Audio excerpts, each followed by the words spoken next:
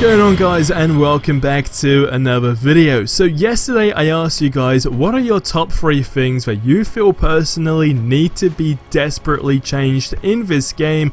And well, we got a list of things, including my own personal things as well. So this is a video for the devs to hopefully help them out, but most importantly, if you feel like I do leave anything out, just let me know in the comments below more things that you may feel needs to be changed, but I'm pretty sure that I'll be able to touch up on all of them in this video. Now, if you are new, go ahead and hit that big red subscribe button below. It's your, I guess, good deed of the day. It makes you a better human being. And earlier today, we also uploaded a really cool video of all the DLC characters incoming in the next 6 months. But if we can also try and get 12 likes in this video, that would just be really cool. But diving into the things that need to be changed ASAP. So I'm going to dive in with the biggest painful of them all, right? The biggest pain of them all, not painful of them all. But firstly, it is when you are looking for loot and you basically can't break the glass that the legendary loot is behind, or just loot in general. Now, you'll probably see some gameplay of this problem in the background, but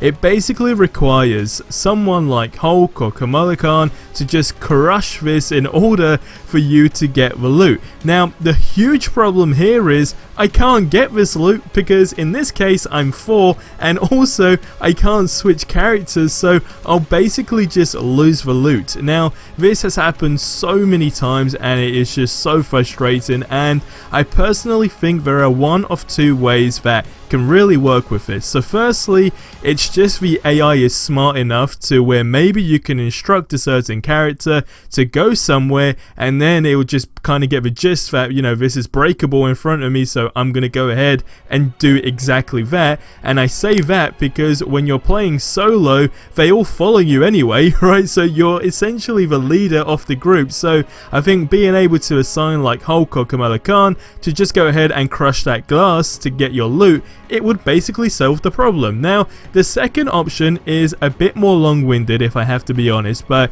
it's just integrating something where we can just switch characters the same way where we are able to switch suits, for example, whilst you're in the middle of a mission.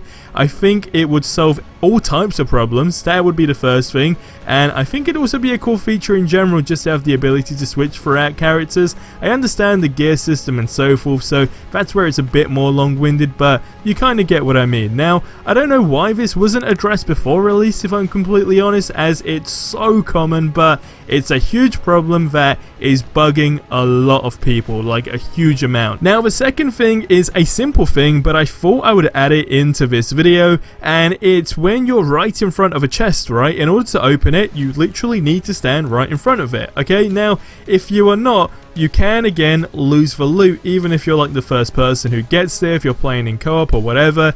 And it's a small feature, okay, but sometimes, I mean, you'll hold square, right, because that's what you need to do on the PlayStation to be able to open the chest. But if you basically move like 1 step and you're holding square, let's say you're Captain America, you'll just start swinging that shield everywhere. Like, it is the most annoying thing, and again, you just basically have to situate yourself right in front of the chest in order to be able to open that chest. And in single player, it's a bit annoying, right? But in online, I mean, you can say goodbye to that loot because it doesn't matter if you're in front of that. First of all, the second you nudge yourself a little bit, that is no longer yours. So that's something that I personally feel needs to be addressed, as again, it would just kind of make a gameplay experience just that extra little bit nicer and more pleasant. Again, it's an opinionated thing, but I know a lot of people are feeling this pain.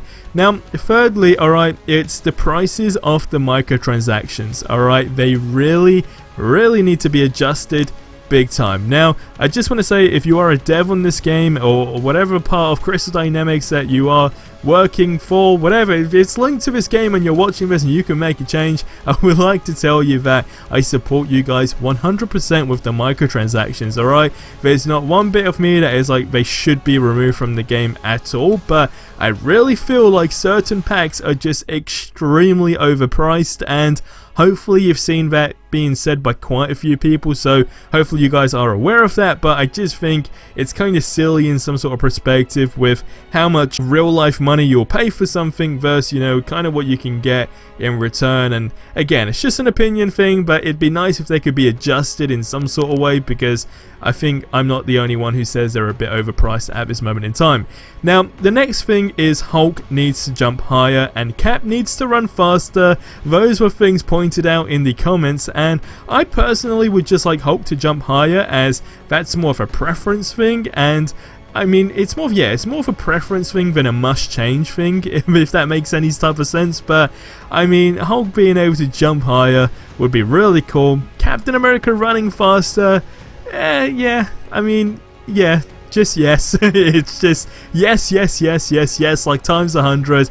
Please make this happen in the short-term future, whatever you call it. Now, lastly is about target lock. Alright, this needs to be fixed, especially when attacking those flying bots, alright, with combos. This was a comment again in the video yesterday, and I completely agree with this comment, as it's super frustrating. As at first, for me personally, the flying bots were kind of like, alright, they were a little bit annoying, but they were bearable, and it was like, okay, you know, when you are able to get yourself in the air, whoever you are, and you just do your combos, it's not so bad, right? But the more you play the game, the more you just realize that these things are just extremely annoying. Like, they are really annoying, and especially on certain missions. And I did see another comment that I thought was a good idea, where again, it links up to the whole AI kind of thing with this game. But it's like, for example, if you're 4, you can fly, right? But if you're 4 and you're attacked in the flying bots, then it also makes sense if maybe you can have,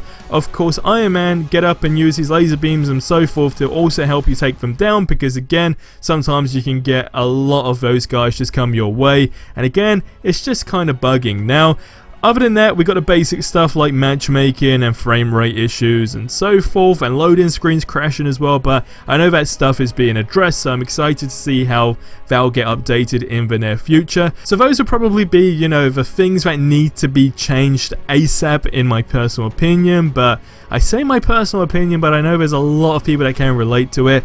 Other than that, I'm not saying this game is bad. I'm really enjoying it overall. It's just small things like this do go a long way, because it just gets bugging. That's really all. And I mean, the biggest thing to probably take from this video, if I have to be honest, like if they were only to use one thing from this entire video to go ahead and take action on, it just have to be the ability to have people, well, just to be able to assign someone to break a glass or be able to access a terminal or whatever it may be, to the appropriate character. It just needs to, I guess, be more accessible without having to go back in the mission, and of course in some sort of perspective completely just lose out on the loot, because it's just something that gets frustrating. But you guys leave your thoughts on this stuff in the comments below. Like I said, if you feel like I did miss anything in this, let me know in the comments below, but I'm pretty sure I addressed most of the common problems here. Like I said, the game, other than that, is a ton of fun. I'm absolutely having a blast, and it's everything that I did personally expect, but more. So this game for me, like, I've rated it literally, I think, like